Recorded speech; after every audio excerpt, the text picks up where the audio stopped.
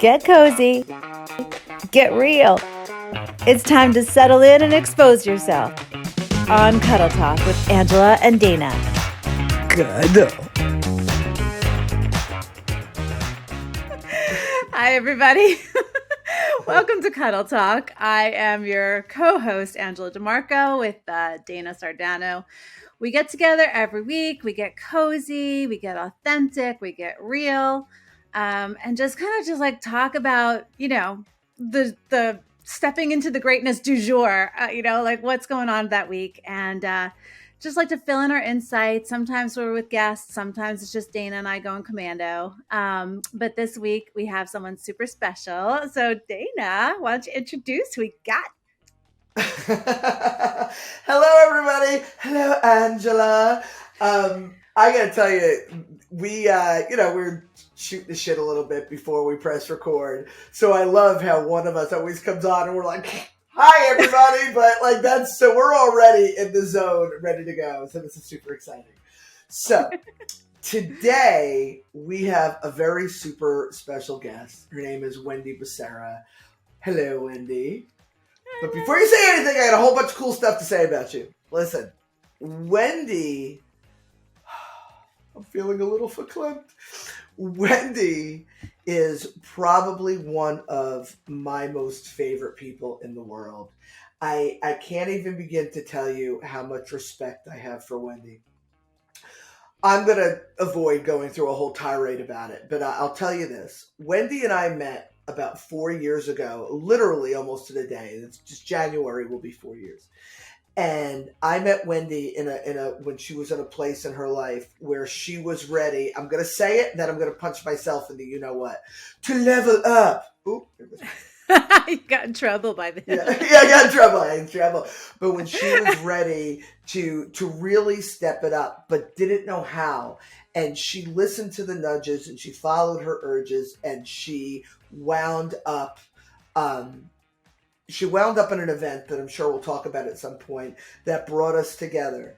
And I have watched Wendy every single opportunity that she has received since then, that has been lobbed to her, thrown at her, punched at her, if you will. I've seen her take it and run with it and crush it. And we're sitting here with her 4 years later, watching her life blossom into this beauty. And I am so, oh my God, I'm going to cry. Stop recording! No, I'm just kidding. Too bad. This is authentic, damn it. To be able to witness this, be a part of this, and revel and celebrate in her greatness with her in life and today is such an honor. And I'm so happy and proud. And I was going to tell you all her credentials, but fucking cares. Wendy's awesome, trust me. We'll write it somewhere in the comments. And with that said and blubbered, Wendy Becerra, how are you? Wendy. I'm doing wonderful. Yay. Aww, you're so sweet. Oh my God, I'm it's such a usually dork. me doing the crying, Miss Dana. Yeah. Well, my heart hole Saps. is open. My heart hole honors the heart hole in you. I love that. And likewise. So Wendy, rather than just throw it at you and leave you, just put you on the spot, let me just open with a question. Well, firstly, because I always blow past this because I'm a bit of a dope. Angela, let's talk about, Wendy, what brings Wendy coziness? Wendy, what brings you coziness?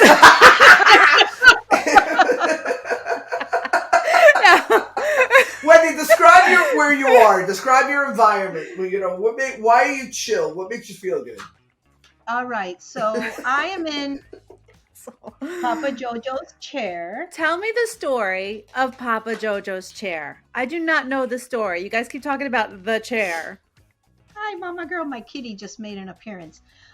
So Dana, why don't you start off with it? Because you know the I don't really know where I would start. I inherited the chair Yeah. thanks to Dana. She was in the middle of a move and whatnot. And Papa Jojo came to us in the many meetings that we had when we were getting together at the gallery. We were having these little meetings and whatnot. Be clear. Does Papa Jojo show up in the flesh? Remember, you're talking to people that don't know Oh, you. this is correct. Okay, so a little So background. let me stop you. My father passed away about 4 years ago. Mm-hmm. In the gallery, I had some pieces of his furniture. I had 2 really cool chairs. One, when I used to go to his condo, I used to eyeball it all the time. I'm like, I want that. And when he passed, and obviously you get rid of, people's stuff, I kept 2 chairs and had them in the gallery. When I was moving, I passed one of them on to Wendy because of her special relationship with Papa Jojo. Now go. There you go. Okay. So many times in the gallery when we would get together and we would do our intuitive circle, Papa Jojo would show up. And it was just amazing, his demeanor, how he would come in. And the first time I'll never forget, I felt him come in, and I'm articulating to Dana for those who resonate with this kind of thing. And I started walking around the gallery, and I almost felt like he was looking at the gallery through my eyes, but it was his. And he just, what was it that he said? What is it, kiddo? Something, kiddo. You did it, kiddo. And just the way that I turned around and I totally felt him there. And for the longest time, he would show up and he'd do his spiel, and it would totally be Papa Jojo. So just the way that he would come in and be so proud of Dana, and then you would just walk around and just look at the paintings one by one, and just you could feel his emotionality of, she got here, she did it, look at my kiddo, look at her go. So he would show up for that, and then there'd be times that he'd hang back, and there'd be times that he would have messages for her. It felt really good that he felt the ability to present himself for me so I could pass the message along to Dana. And what's cool, I'm sorry, Wendy, but what's cool okay. is the first time, he'd come in with messages. He'd come through Wendy, he'd come through Anne Marie. For those of you who are like, what the hell are they talking about? I hang with unicorns. I hang with people who have the ability to connect to these energies. So it's complete, even though we're normal people living normal lives, it's completely natural conversation. That's why Wendy didn't even think to introduce Dana's dead father, right? But the first time, there's one thing to come through with messages, but the first time he came through her and was saw the world or saw my gallery through her eyes, she got up and she began to walk around with her hands behind her back and doing she became my father. She's never met him. Wendy and Marie, these people have never met Michelle, have never met my father, and probably have a better relationship with him than I did for 20 years. They know him. It's really, really interesting and cool. And I always joke, because my father lived in the last several years of his life in Thailand after a quarter of a century estrangement, that I speak to him more now than I did then. I have a better reception than when he was in Thailand. It would always be like, hello, what? And now, you know what I mean? It's completely different. But she embodied him. So she has got a special relationship with him. So when she adopted this chair, or was gifted, I should say, this chair, there's now a piece of him in her home, and he shows up. Yes, he does. Yes, he does. And there's times that people will sit in the chair. My cat will sleep in the chair. And there's other times that she pops in and she's like, and then she'll walk away. So I almost feel like he's like, not today. It's my chair today. Oh, that's so sweet. It is. Aww. It's really sweet. It really is sweet. And everybody gravitates to the chair. Everybody's got to sit on it at some point. My sister-in-law swears that it's hers afterwards. Isn't that funny? I love that chair. I need to take a few pictures in there. I'll tell you, though, you know what it goes to show you in a weird way? We don't realize the impact we have on others. And whether it be an impact in just, you go to the shopping store. What am I? I'm lost for words. I was going to say The grocery store, the shopping center where I know I've gone completely stupid. I don't know what happened, but you go to the grocery store and you let somebody go in front of you, or you help somebody out, or you have this you bequeath a chair that all of a sudden we're sitting here talking about for 20 minutes. The impact we have on others has such magnitude that our awareness of what we put out into the world is very important, because it matters. Whether we realize it or not, it matters. And I know my father is chuckling right now. And Wendy, I don't know if he shows up, you let us know. I was going to say, he's already hanging in. Yeah. Jojo! Making a guest appearance. Yeah. You know, I hear him saying, it's just so wonderful how the needle continues to move. And he's like, and you ain't seen nothing yet. Oh. You ain't seen nothing yet. So he's apparently he knows something we don't know. I didn't. Just saying. Yeah. Sounds like him. Yeah. But anyway, so let's move forward. PPJ in the house. Thanks for hanging with us. So Wendy. So I'm just gonna full disclosure. Wendy, when we first started doing these Cuddle Talks, Wendy was one of our first guests. And we had issue with the technology, and we tabled her, and now she's back. And I'm so glad we did that, because in the couple of months since we spoke to Wendy last in this venue, Wendy has leveled up so many times. She's a complete she is a completely different person. Different person. Yeah. And she's doing all these great things. And what I want to ask you is, and you don't have to get too specific, but like, what was the impetus of, let me just backtrack. You are teaching courses on Uniquely You. You also have your own thriving practice, and we could talk a little bit about that. But what was the impetus that you decided, I have to step things up from what I was doing to what I am doing? So I came to a point where you have to take an honest look at yourself in certain trajectories. And I took a workshop, and in that workshop, things were revealed to me that I wasn't aware, nuances that I hadn't taken into account. And, you know, you famously say, Dana, that the unicorns just pop out of the sky. And for me, what has happened, and what I continually tell my clients and my students, is when you show up, everything shows up. When the student shows up, the teacher will come. And I mean, we hear all of these things, but that can't be any truer. So I feel like at each turn that I've shown up for something, or I've had a curiosity, there's been that piece of information or that resource or that person that has shown up that has allowed me to open your eyes. You don't know what you don't know until it's presented to you. Right. And then when it's given to you, you can either say, I'll sit on this and wait for stuff to continue out of my thing, or you can take it and you can go.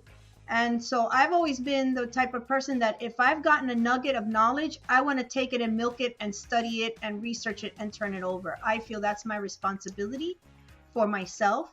And then in turn, I feel like because we get that, the people around us, they expand. And I'm sure that you ladies have felt that even in my own household. I'm watching my son expand. I'm watching my husband expand. And then as each of our magics level up, we keep on. So it's like, I mean, it's hard to tell people when you're at the very beginning that things in a couple of weeks, in a couple of months, that they will shift. It's really hard for a lot of people to take that leap of faith, but that's really what it involves. And then at the same time, I would say it was those nuggets, and through that and polishing myself, you get the confidence. So you get the land legs, and then there's this stability. And once you're at that stability, now you're unshakable, or at least not as shakeable as you once were. And then you're able to reach that out for others. And I am in such gratitude for what has shown forward that I want to pay it forward in such a full way. I want to pay it forward any way that I can. I want to show up any way that I can. And you do, Wendy. So I met you 2 years ago. 2 years ago? Jeez Louise. Was it 2 years ago, Dana? It'll be 2 years in the like beta January, workshop. February. Yeah, it was like February. Yeah. So I had the idea for Uniquely, ran a beta brand workshop, and Dana's like, I got some people to throw your way, and you were there. And so I threw Wendy at you. So you threw Wendy at me, and I caught her, and I'm like, oh, thank you. It's amazing. It was like catching an egg, and it was like, oh, but you have been such you've been such a good friend through this whole process. And we connected immediately, and you have been like the best cheerleader. Like every time I was like, anytime I'm feeling down or stressed, I could call you and you're like, you've got this. And I'm like, okay, thanks. And it's just, I see what Dana's talking about how you are just like, okay, let me take this. Oh, here's something new. Let me take this and run with it and learn with it. And it's, not everybody has that. Not everybody has that, Wendy. And it's so powerful to be able to do that, to have I don't know, the thing to say, I'm vulnerable. I don't know. Teach me, show me, I'm willing. That willingness is everything. Everything. It really is. Do you remember, did either of you see the movie Rudy? No, I can't. A long time ago. I remember Rudy, right? But basically, at the end of the game, they give him the ball, and he runs with it. But he's the underdog. And that's why we fight for the underdog. And again, just to give a little bit more clarity, because we just kind of jumped into it to, who Wendy is. Wendy worked in the pharmacy for 21, was it 21 years? Yeah, 21 years. Yeah. Yep. She worked in the pharmacy. I don't know what's going on with this ear. So she, what? So she worked in the pharmacy for 21 years. So she's got this background, really truly understanding people's needs on a pharmaceutical level. But she's got these natural intuitive gifts that are not only a birthright, but she also has honed these skills through her work and taking classes and practice and her own personal development. And she's learned how to merge the two. And when I opened the gallery, Wendy, she joined us, there was a group of us, and was teaching workshops, and then honed that skill of being able to present it to others. And then you open the doors to Uniquely. And Wendy was like, okay. And she went through our Ready, Set, Teach program. And she honed her skills even more.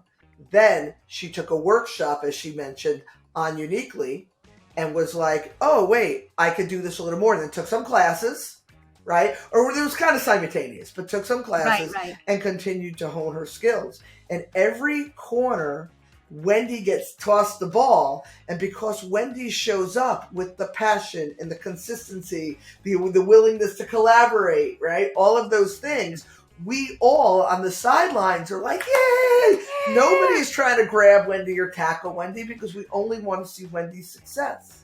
Yeah. And she continues to become bigger, better, and stronger because of it. Thank you. When I met Wendy, I was running a retreat. This was before the gallery.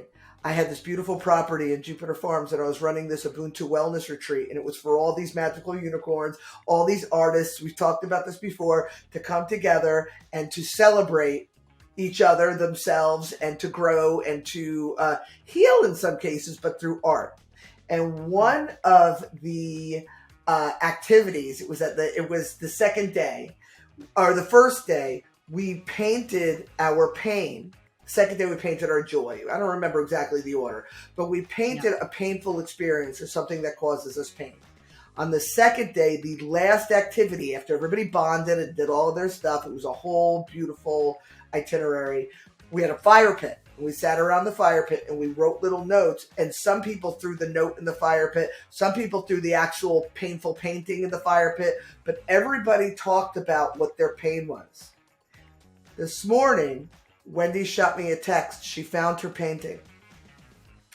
And I want you to share it with us, Wendy. Oh, Angela, you're going to shit because it's to everything that Uniquely is. Pull it back, pull it back, pull it back. Can you describe the painting? Okay, so the painting is me here with a tear in my eye, heart full of love, and all of this beautiful magic flying around. And then there's a box that somebody was trying to shove me in, and a box here, and all this gray and all the question marks is, Who do you think you are? That's what I got. All of my magic, everywhere I would take it, I would have people poo-pooing it and haters and leaving with me with doubt. And so when Dana talks about going to the retreat, this is where I was at. I had prayed to God. I'm like, you've got to throw me a bone here because I'm ready to throw in the towel. I can't keep helping people, and my own fire is just dwindling. I can't do it. It almost gets me to cry. And I got to a point where I told her, I don't find my people, and it's really hard to spread. I've got so much magic. I want to share it with everybody. So it was always that feeling of being put in a box or being squished down. And so when I literally say that the retreat was one of those pivot points, I mean it from the depths of my being. It was really a spot where I got to really experience that there were more people out like me, but we were just sprinkled around, and they weren't in my influence, my circle of influence, or the circle of influence that I had was very toxic, and it wasn't nurturing. All by my own making, that's the energy that I was in. So that's all that kept coming around.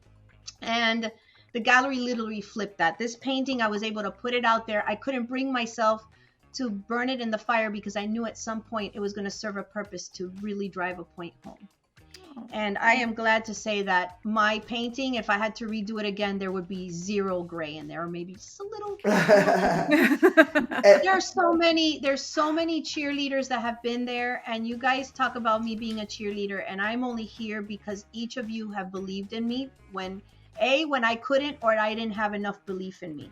And every single turn of the way, here's a tool. You guys didn't do my work for me. You gave me the tools. You held me, maybe coddled me a little bit longer than I should have, than I realized. And that was the other thing. At some point, you got to realize when life is coddling you and you haven't shown up. And I'm real adamant about that responsibility. So if I'm holding my feet to the fire, I've got to do the same thing with the people around me. I can't just be letting you freeload or holding your weight and my stuff. So, Wendy.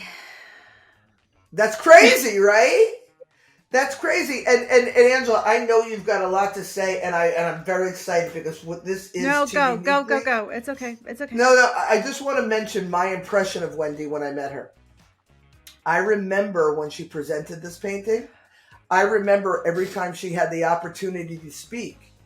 My impression of her, I fell in love with her immediately. For another day, another conversation, we could talk about how she wound up there, at the retreat.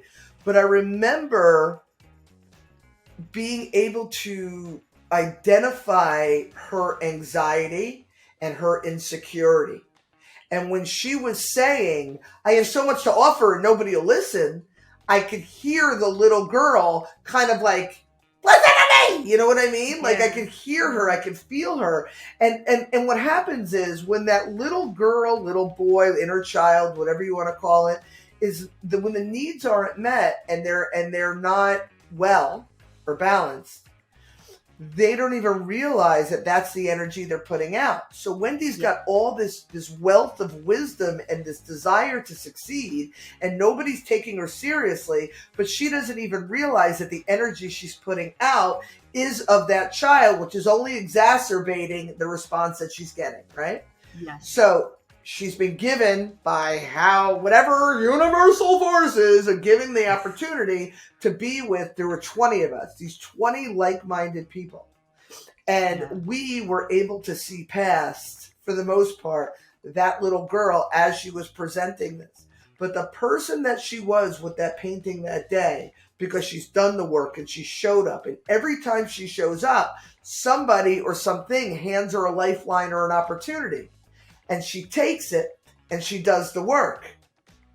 And then the next time she shows up, she's more balanced, she's more secure, she's more anchored. And she gets another opportunity, a bigger opportunity, a better opportunity. And she becomes stronger and more anchored. And to see you hold that, oh, here it goes. Jesus Christ. I got a rep to protect. Yeah, right. Yeah, right. That ship has sailed.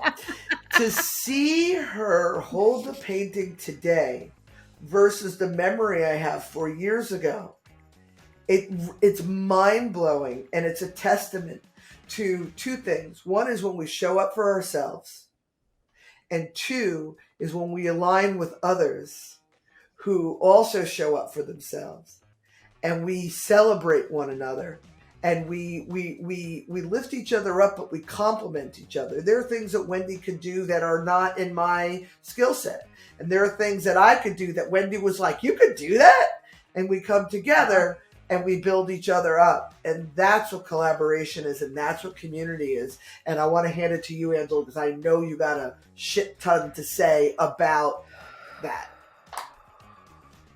Or not. Well, and like, yeah, I got a shit ton. No, I was kidding.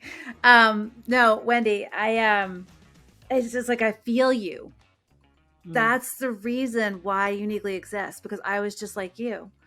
Except I didn't know I had magic. I didn't know what my thing was, because I had zero self-worth. I had zero confidence. I just knew that I didn't have my people around me. It didn't feel good. Everything didn't feel good. I agree. Mm-hmm. And once I kind of realized what my jam was and wanted to put together, it was that you didn't have to have this serendipitous experience waiting for it to be invited to a retreat, like a rando retreat. You know what I mean? Like, you couldn't, when you don't have it in your sphere of influence, you don't know how to find it. So that's why with Uniquely, we came up with like 7 different schools, you know, so that you can find your people, like a little roadmap. And you being in the metaphysics, like if someone has like these what's energy, which crystals, blah, blah, blah, blah, you know, you're there, or empowerment or creative expression. But the whole idea of finding your people so that you can do this, right? Like we don't do the work for you. You know, right. I love your tagline that you came up with for your website. What was it? What was the, do you remember? You were going to ask me that. Since you got it written down, I wrote it down. I wrote it down. So it was so powerful.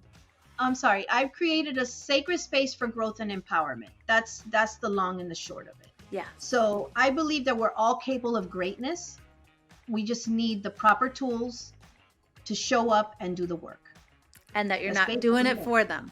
That you're not taking it. We're not doing it. That we're holding them accountable with accountability. Yeah. You know, I'm going to tell you a little story. My husband and I, way back in high school, we ended up in a French class together that I took the French class when we signed up for classes, and he didn't. And I remember saying, I haven't seen him for what class? And then he walks in through the door. Okay. He's like, I don't know why I'm in French class, whatever. So my husband was not the great at doing homework. So there was times that I was doing his homework for him. I do it, and then in his handwriting do it so he wouldn't get an F. And I was reflecting on that story a couple weeks back when I was doing about this holding yourself accountable. And I'm like, I'm not doing the work for not even my husband anymore. He's got to be accountable. So when we talk about going back, I even had that in my story. And then I thought to myself, would you do it again? Hell no. Nice. Hell no. Nice. You know, so you go thinking about, yeah, you know, it was great. I thought it was cool. I wanted to help him. But you know, that's not something I've ever talked about at all. And it's just a little story. But, you know, you go thinking about these things that you've done and you want to rewrite. So that comes full circle to my thing. I want to help you. And there's been things that he's been going through. I can't do the work for him. I can't do the work for my son. I can help them. Yeah. Yeah. Yeah. And so that's just it. Give them the tools, and now it's up to them. You know, in decoding the woo-woo. Oh, I'm sorry. Go ahead. No, you're fine. In decoding the woo-woo, I do a whole thing. I talk about our different learning styles and in education, and you know, and what that's like. And I do this whole thing on homework. And you have the people who actually take the time to do I'm talking about kids, right? To do the homework, right? And they come prepared for the next thing in class. And then those who blew through the homework, but they did it. So then they're annoyed because why don't they know what's going on next? I did the homework, but they blew through it. And then there's those who didn't do the homework at all. And not only are they pissed off that they don't know what's going on, but now they're creating disturbances for the other kids, because if they don't know what's going on, then nobody should know what's going on. Right. And it's really the same concept. It really You know, is. there are so many people out there that buy the books, watch the videos, do the stuff, you know, and they really think they're doing the work. They believe it. And Exactly. then that's even more frustrating because they're like, why am I not getting results? But the work, Not passionate. but the work is showing up. It's showing up, looking at the ugly bits, and doing your thing. And all three of us, by nature, for whatever nature and nurture, actually, like our nature is to love and to help and to, and our nurture, if we want to look at it psychologically, growing up, we've all had our own unique experiences, but the thread that connects them is that we all had to overcompensate for one reason or another for our worthiness. So we've learned the people we love, we have to do their homework in French, right? We have to pick up the laundry when our kids stepped over it 30 times, I'm responsible for my husband's anxiety because when he feels bad, I feel bad because I can't make him feel. No. We're responsible for ourselves. And then when we are empowered, we have the ability to be there for others while they do the same. And two, you ready? I'm going to throw up in my mouth. Hold space for them when they need us. Well, you also realize that you're doing other people a disservice. Yeah. Right. And it's like, Totally. so where you used to think that you were doing all this help and it was like for our own self things like Dana just said, you really realize now, like, well, I can't help you because you won't get to where I need you to be. Like, I need you to be here with me and I can't do it for you because then you won't know how to be here. And then you're not really here. And then it's like, oh, it's even more annoying and teach them a uncomfortable. fish. Yep. Right. I was just going to say those very words, Dana. Teach a man to fish. Yeah. And with a teenager, that concept's a little harder. He's 18. So he's still trying to get away with mom doing everything. I'm like, that's not entirely true. There's things that he does, but there's other things that is not his favorite things. And he tries to kind of like, It's like, what are you trying to get me to do, mom? You're trying to get me to cook? I'm like, I'm trying to teach you to fish, honey. Good for you. Yeah. And knowing that is the first step to holding them accountable. When I taught high school students for all those years, there was sort of like the kids would they would try to cheat and they would lie and try to, pull things over on their teachers. And the teachers would just kind of be like, oh, he's a good boy. And I'm like, but you're not teaching him by not holding him accountable. My response is they're teenagers. It's their job to lie. It's their job to try to get away with things. It's their job to do all of the things that we don't want them to do.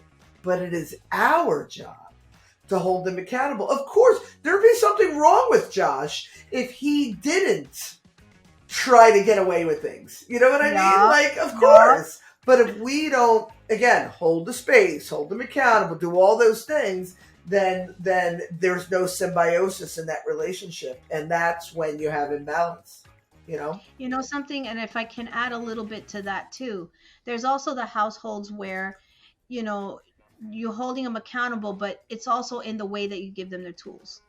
What did I tell you to do? You're making a mess. It's either that way or, honey, come here. Let me show you how it's done. Yeah. So I came up in a household that we got yelled at a lot. And how did you not know that? I did not know that. You've got to show me. And so when it came around for my son, and I was almost starting up the same type of patterns with him, and he said those words to me, I'll never forget them. Mom, when you yell at me, you break my heart. I had to leave the room. I was in tears. I'm like, oh my God, I'm breaking my kid's heart. He had the words to say it. And I had to excuse myself. I came back, apologized. I whispered, I said, let's start this over. Would this be helpful? And from that moment, I said, I'm throwing out that book that has been handed down generationally, and I'm rewriting some of these chapters because I'm doing a huge disservice. My kid would be a nervous wreck and an anxiety mess if I was yelling at him every single day. Yeah. So that was real. Go ahead. That's huge. And Wendy, if you didn't have those experiences, right? Those experiences that we've learned to judge, those experiences that we've learned to hold grudges and to become entrenched in our emotions, right? If you didn't have those experiences, then you wouldn't have carried the sensitivity to know to make the change for your son. So there's another component here. Then when we look back at our bullshit And there's nobody that is watching this right now that doesn't have their own brand of bullshit, right? Different faces, different names, same bullshit. Yeah. We want to look back and we want to, again, hold grudges and resentment or feel victimized, but you're a better mother because of those experiences. I could say the same for Angela. I could say the same for myself. So there's a piece there that you were able to break a cycle, uplift your son with the crap that you were dealt. Yeah. It's all beautiful when you really look at it that way. It really is. I'm even looking at my parents at a different spot. I mean, you talk about it in your books, Dana. You get to a point where you hit a level of maturity where you realize they were doing the best that they can. Mm-hmm. You know, that doesn't make it. I'm not saying that I'm not upset. I'm not saying that they're, guilty, whatever. I'm not even trying to look at those titles, but you get to a point of comprehension. And at least for me, and I would love this for the world, when you have that set of eyes and that comprehension, where when you know better, you do better. That's it. You know better, you do better. Yeah. My mom tells me, I slipped up today. And I'm like, well, tomorrow's another day to show up and do better. Don't hold yourself whipping yourself for the mistakes of the past. You've got another present day to make it better. And do better. And do better. And show up and do better. I know. I'm like, I have nothing to add because that's so amazing. It's so true. Yeah. It's so true. And the thing is too, like to break the cycle, right? So now Josh's cycle has been broken. With him, it started. He knows a totally different way of parenting. He's going to grow up with compassion, with understanding, with expectation, right? So my daughter's 17 and then I got Christian who's 4, right? So I've got like this weird thing. And then I didn't have my kind of growth and awareness for maybe last year. I don't know. I got you. Carrying all the same patterns that my mother had instilled in me, And again, it's like you said, it's not a blame thing. This is just everybody who's doing what they knew. This is not like a screw you and you did this to me and you put me in therapy. I mean, we laugh now when we do something to our kids and we're like, that'll come up in therapy in 10 years. But what we can do is we can try to shift it and change it so that these kids learn a different way. And then they don't have to have an awakening at 35, 40 years old and have it get the dumpster fire get larger and larger and out of control. Exactly. Like they can have mini fires and learn how to handle it better. And that's the gift. Cause it's like, I don't know about you guys, but to me, it was like, well, I had to experience all this. How could I have known otherwise? Or if I was like taught from the beginning, then that's what I would know. So I wouldn't need to have the dramatic experience. I'm Italian on Long Island. It's what we do. We do drama. Yeah, what do you mean it's red? It's not red, it's maroon. Okay. Yeah, Italian from Jersey, we scrap. You got Cuban Miami. Yeah, they cut you. We're firing too. But what's cool is because we're all of a similar age, because we recognize this and we're flipping it and we're changing it with our kids. Think about all the people of our generation, a little bit, even a little bit younger than us, that are going, oh, it doesn't have to be this way, just because it was always done this way, and flip it and address the children. And when we address the children now, then there's a whole generation coming in that don't know abuse, neglect, self-harm. You know what I mean? And that's how you change the world. And everybody's looking to fight a cause. You fight a cause, all you do is exacerbate the thing that you're fighting. Yeah. But when I remember my father said to me when it was in 2016, Papa Jojo, when it was when Trump won the election over Hillary, and it was all this stuff, and he always wanted to talk about politics. And I remember I was sitting in the park with the girls and him and Rob is standing behind my father. And my father goes, "Stop." That's my impression of my father. See if he agrees or not. What do you think of the wall? The wall. Trump's like, we're going to build a wall. Yeah. And I don't give a shit about any of that stuff, right? And so Rob is behind him going, say you love it. say and I'm like, I don't know. Yeah, I'm like, I love it, right? And he's like, if you, because he knows my stance. If you don't care about politics and you don't care about all these things in the world, how are you going to make the world a better place? Meanwhile, my girls that were like at the time, they're probably like 6 and 7, are off chasing butterflies and playing and just being fucking adorable. This was before adolescence, by the way, being fucking adorable. And I just went, it's right there. Oh, it's right there. Amen. Yeah. So I think that that's really important for all of us to understand. Everybody wants to go out and to fight for what they think is right. There's no fight. It starts at home. Starts at home.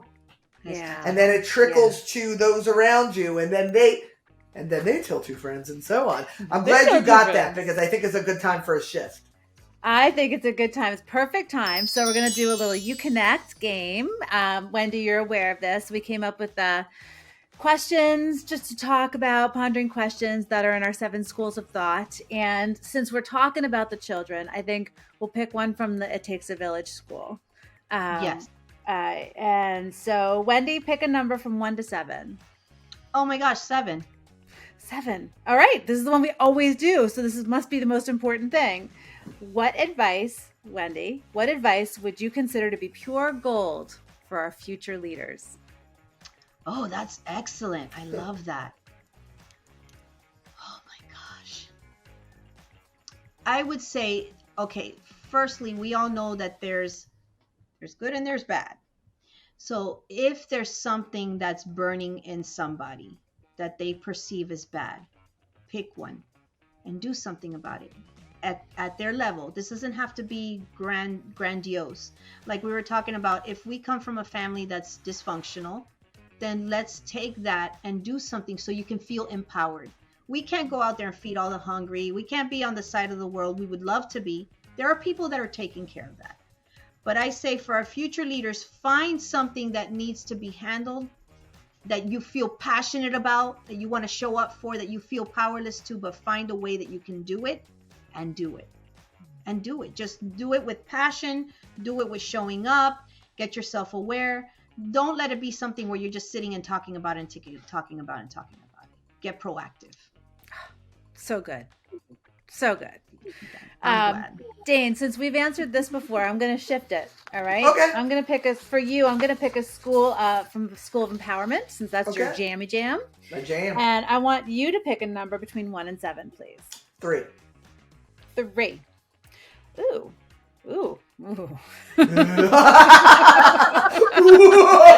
mean, it's like I don't have David's cool mustache. Yeah, right? Nor the earwax.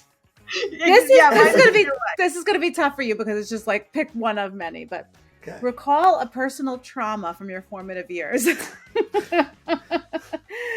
Has this trauma defined you? Okay, I like this though. Has this trauma defined you, excused you, or empowered you? Very, very good question. And then you would discuss amongst yourselves. Okay.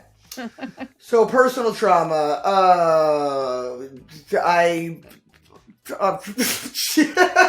know. Oh my God, no, the most obvious one is when I became estranged from not just my father, but my whole paternal side of my family, which is where we spent all our time with. You know how sometimes you lean more towards one side of the family than the other? My whole growing up was my paternal side. That's where I learned all my culture and my values and all that. Similar to what you're experiencing now, Angela. Mm-hmm. And it went at 14. It went from having a family to having nothing and nobody. Boom, right? And so that I never even realized how traumatic that was until I unpacked it 30 years later. But it was quite traumatic. So that happened at 14, which was right in the midst of adolescence, and going right into my sense of identity. So it did. It defined me very much initially. It defined me as somebody who was going to overcome obstacles at all odds. I didn't need anybody. Family aren't those who you're related to. Family are those who you choose. This whole definition of tough girl Dana. I utilized it without realizing it. I utilized it to excuse behavior So I was very volatile.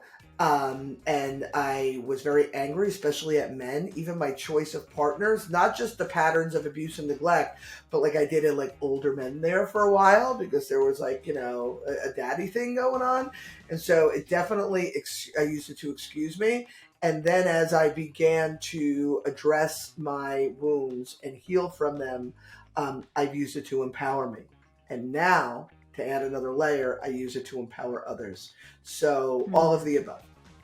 Yeah. Nice. Ooh. Nice. That's pretty awesome. That's really good. All right. You guys are very profound and very beautiful. I want to ask a stupid one. If I could be a crystal, which one would it be? Pretty much. All right. Okay, I'm going to do from the School of Livelihood, because that's kind of where I reside at Uniquely You. And this is about career. When you, Angela, were 6 to 8 years old, what games did you enjoy playing alone or with friends? And do those games reflect what you actually do for a living now that you've grown up? Well, I haven't actually grown up yet. So, but when I was like 6 to 8 years old, I remember, Michael Jackson was a big deal. Yeah. I had the glove. I had the red leather jackets. Oh my gosh. I am such a no, because he was so dope at that point in time. So this is like a long time ago. I'm judging you for saying dope. You can do that. That's okay. Lit. What do the kids say these days? I don't know. Slay. You're so slay. So we had one of those giant video recorders, and I used to record videos to like beat it, and I would pretend I was Michael Jackson and do the dances. Oh my God.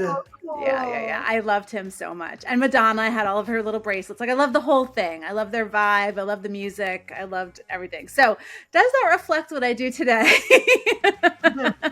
Well, I'm not pretending to be somebody else today. That is for certain.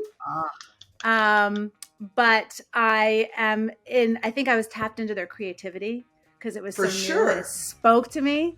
So I liked being like connected to that kind of creativity, which uniquely is about connecting me with people that inspire and uplift me, on a daily, like you guys. And so I guess there's like there is a connection to that. But I do remember one night, I don't remember why this is so clear, but we had newspapers and magazines. That's what we did, right? And I wanted to read, there was like the Thriller came out or something like that. And I had the article on the newspaper. So it was like a giant piece of newspaper. And my mom, I snuck it in as like a sheet between my blankets so I could like lift it up and read it. And my mom came in to check on me. I moved my foot and the newspaper crinkled. And she's like, what is under the sheet? She ripped it and threw it in a ball. And I was just like, damn, it was so stupid. Why did I move? I was so clever. Yeah, I remember that very clearly. Oh my God. Angela, I don't want to put you on the spot, but I'm going to. When Angela is in the process of writing a book, can I put you on the spot? Go for it. So Angela's in the process of writing a book. She knows a really great publisher, which is awesome. And we're going to get her done. And I just read the prologue and I'm editing it. And I picked up an insight about you in reading the prologue about your childhood. Can I share it? This is the first time you're even hearing it. Sure. I love this shit. Okay. So one of the things that she's saying in her prologue, she's kind of introducing this prologue. She's introducing the book. I'm not going to say what the book is because let's have something be a surprise. But she talks about when she was 5, when she was 13, and when she was 21. She was asked what she wanted to be when she grew up, right? Oh, wow. And at 5, which is the age of, your root chakra, your grounding, you're the most authentic version of yourself until you get fucked up later, right?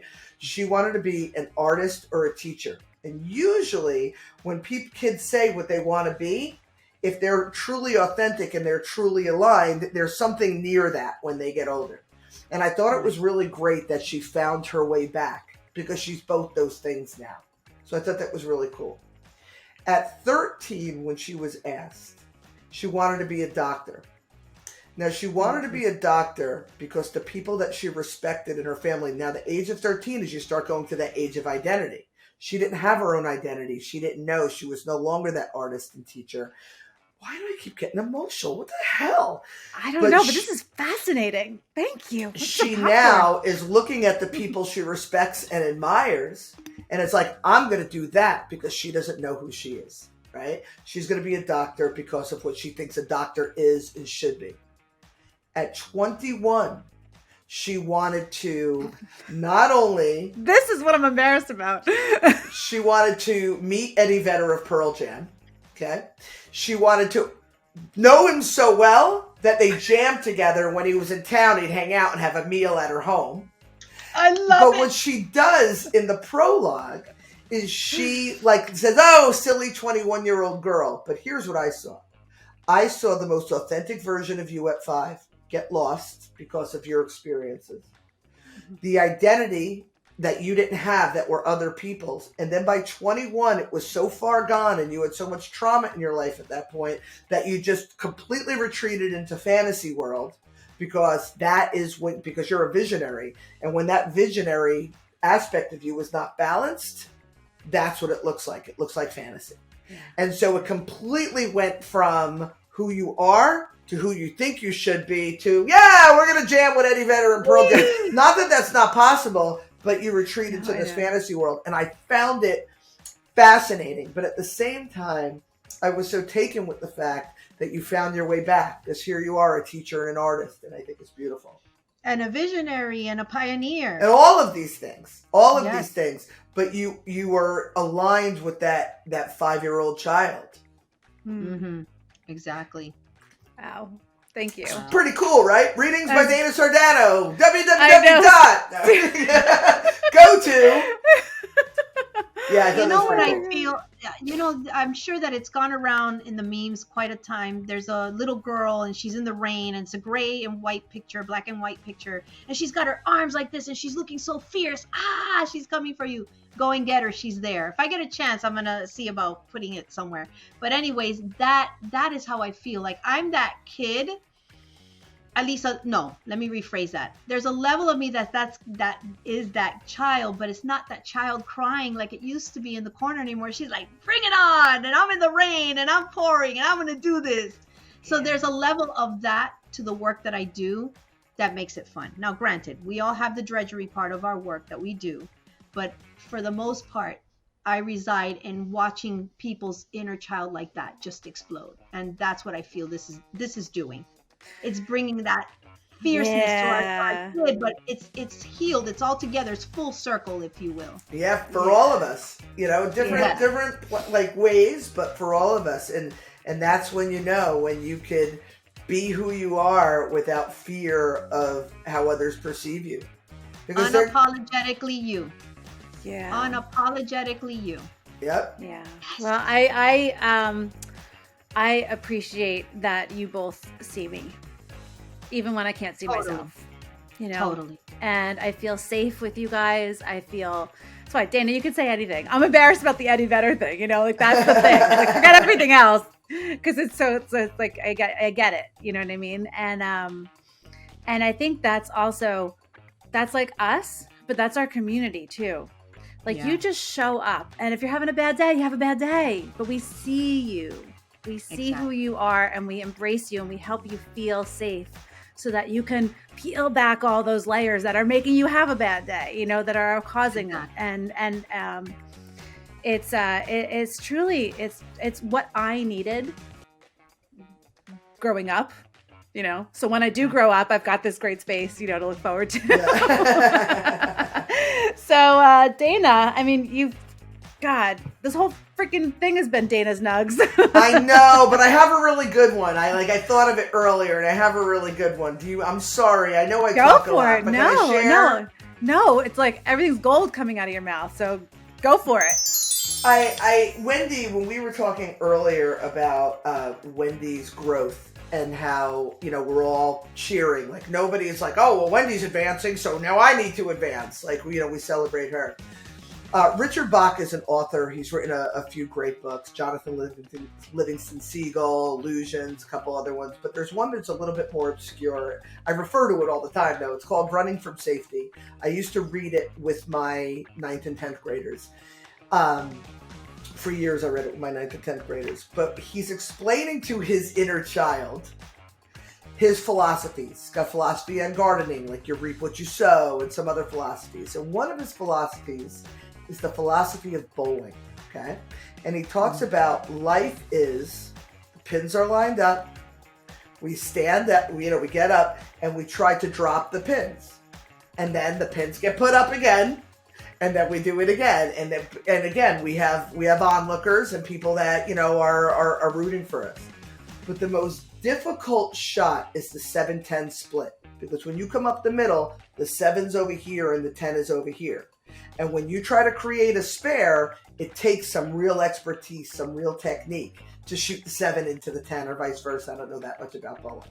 But when you do, you are met with this just eruption of cheers from the onlookers because they want you to be successful. And Wendy's story and your story, Angela, and my story and all of us together, that is what it looks like. When there's healthy relationships and healthy community, it looks like the 7-10 split, because the 7-10 split is yours and yours alone. But the eruption of the crowd is ours together. And that's my note. Oh, that's a great note. Awesome. Yay. That was awesome. So Wendy, honey, why don't you take a moment to just do a little shameless plug? Tell everybody like where they can find you, tell us about your shop on Etsy, whatever you want to kind of let the community know about you. So I have an Etsy shop. It's called Wholistic Blessings. Sorry, I'm tangled up in my hair. Wholistic Blessings with a W.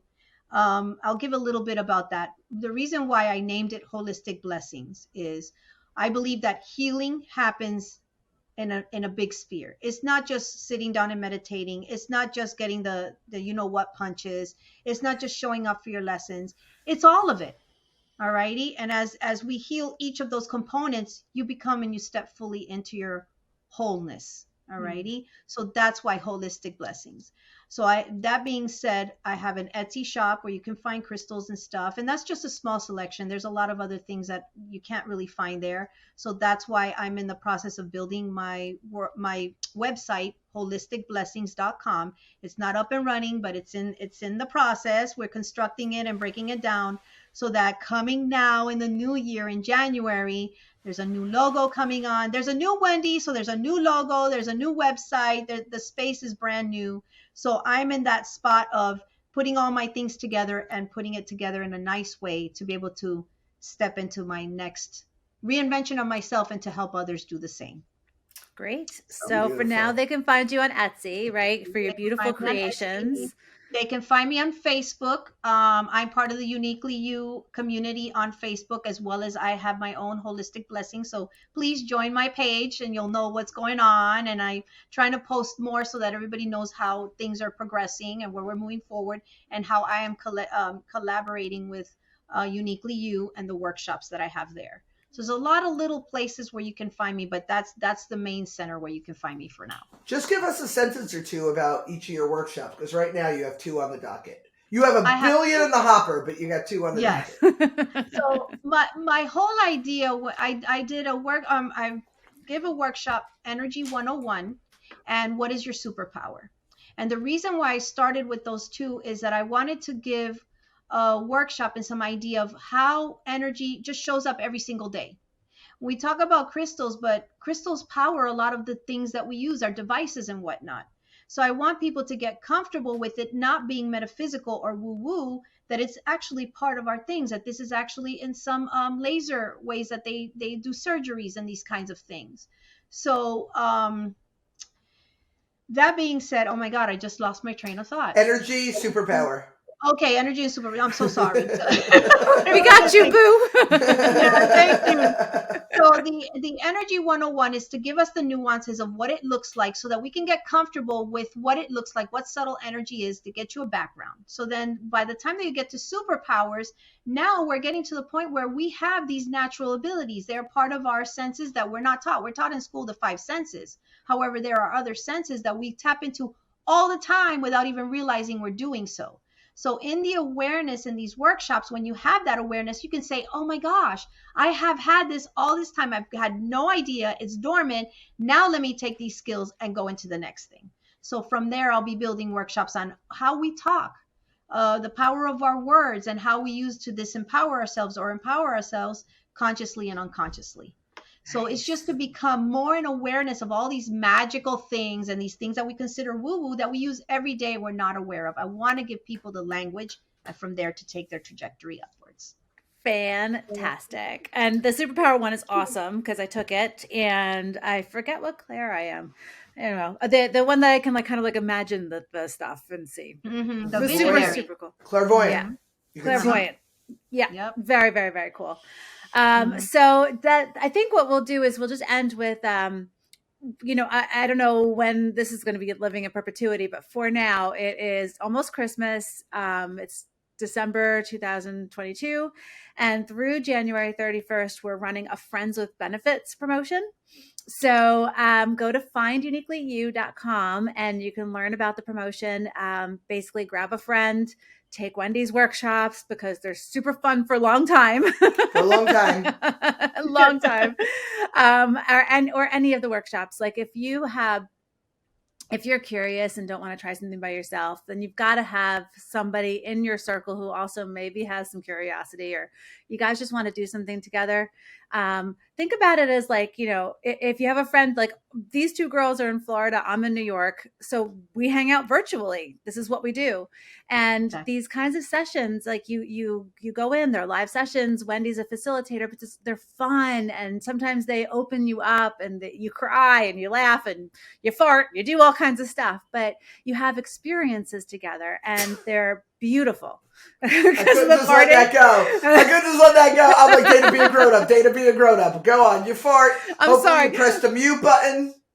I have a 4-year-old, so pooping is like a big thing. My mother-in-law was watching him last night and she was like, he let out the biggest fart and then was cracking up. I'm like, this is my 4-year-old.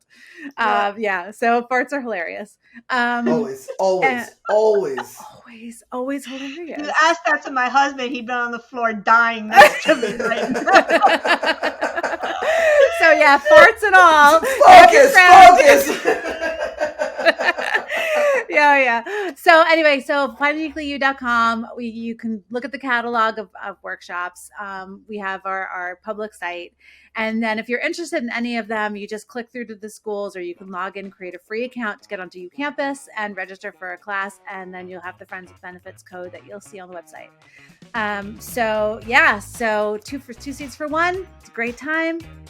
And then we also have a Christmas holiday one called You Ho Ho 2022 in the shop if you want to save 20% on anything in our shop, any of our merch. So that is it for now. We've gone over an hour. I know Dana's itching. She hates it when we do that, but we're just going to end it here. Wendy. You guys are a blessing. I love you wholeheartedly and I am eternally grateful. Eternally grateful. You guys are rock stars. I'm so glad we redid this. To be walking with you guys. I'm sorry, what was that? I was going to say, I'm so glad that we redid this, from the first one. So this is still going to be called Episode 2, Redo. Okay, there you go. Reboot. I love it. We love you, honey. Thank you so much. We love you, for girl. Your time. We love you. Thank you. Love you. You're so welcome. Thank you. Bye, Papa Jojo. Bye, Papa Jojo. I love it. Angela, all right. stay cozy. Stay cozy.